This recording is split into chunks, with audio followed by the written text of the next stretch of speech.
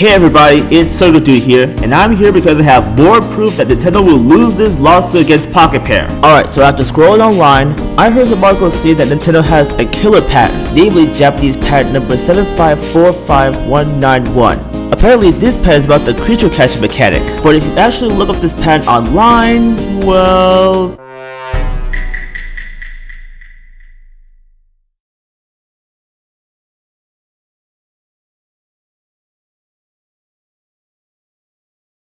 Well, all I can say about this is...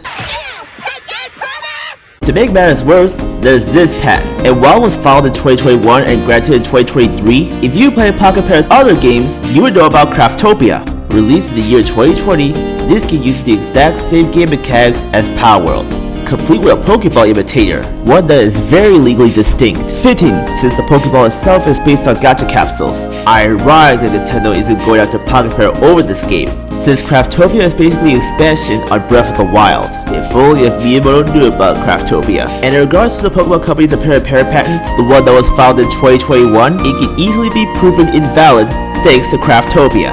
If you're going to defend Nintendo saying that patent trolling isn't that much of a crime, yes folks, patent trolling is illegal in Japan. What makes Nintendo legally hypocritical about patent trolling palworld is the fact that in 2017, they once stopped patent trolls. Thomas Game Dogs made a video on that for more information if you're curious. But for the sake of this video, just note that Japan goes by this code of honor by means of patents. It should be known that Nintendo themselves are not above filing made patents, though they don't really weaponize them either. It's only when iLife sued them for patent infringement when Nintendo started filing made patents, just so they can own those patents first. And I mentioned the iLife lawsuit last video. Now Nintendo almost never weaponizes their patents because of the code of honor in Japan, but a company named Colopl wasn't willing to follow that code of honor. They made a patent called bouncing controls. Meanwhile, Nintendo filed a patent for an on-screen joystick in 2004 and was granted in 2006. This patent was used in Super Mario 64's DS version, but years afterwards, Colopl used that patent for their mobile game.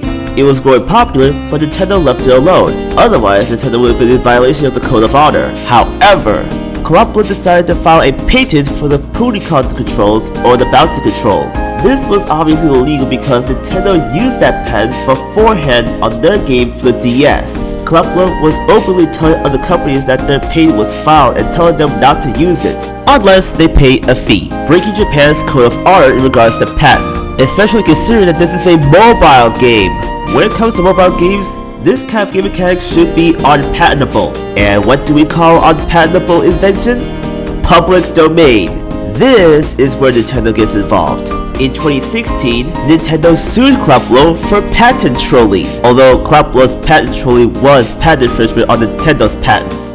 Nintendo demanded Colopl to stop claiming patents, but Colopl stands firm, arguing with each other back and forth, so finally they went to court.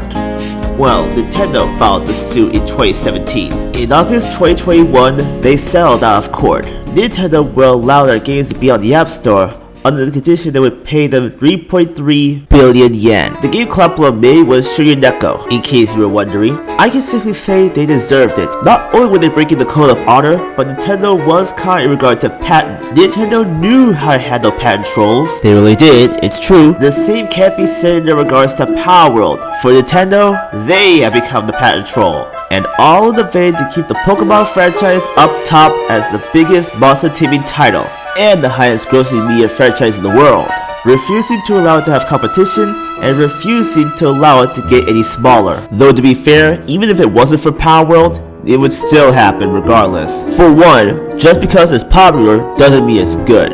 I mentioned this before in my previous video, but we can see this with Pokemon Scarlet and Violet. Everyone deserves a breath of fresh air. And while Legends Arceus did differentiate from the RPG style, Scarlet and Violet were completely lackluster.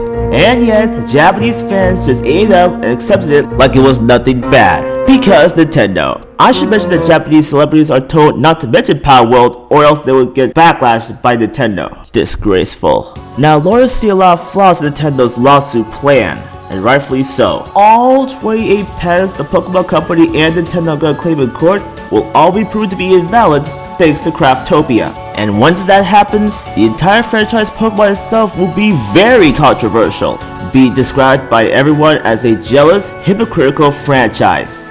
one that tries to make competition illegal while openly ripping off the competition as well.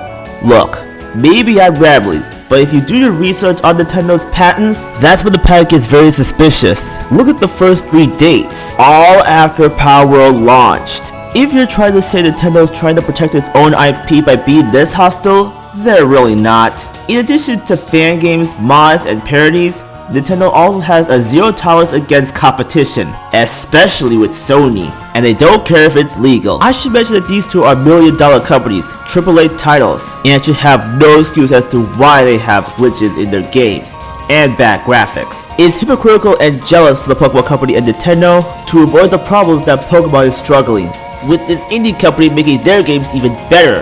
To quote IP lawyer Cork Sigmon, they've exposed themselves in a big way. Both companies trying to sue Pocketpair isn't just in violation of Japanese code of honor, they're also abusing patents. And yes, that's illegal too, especially in Japan. Looks like Nintendo's gonna have to cough up a lot of money.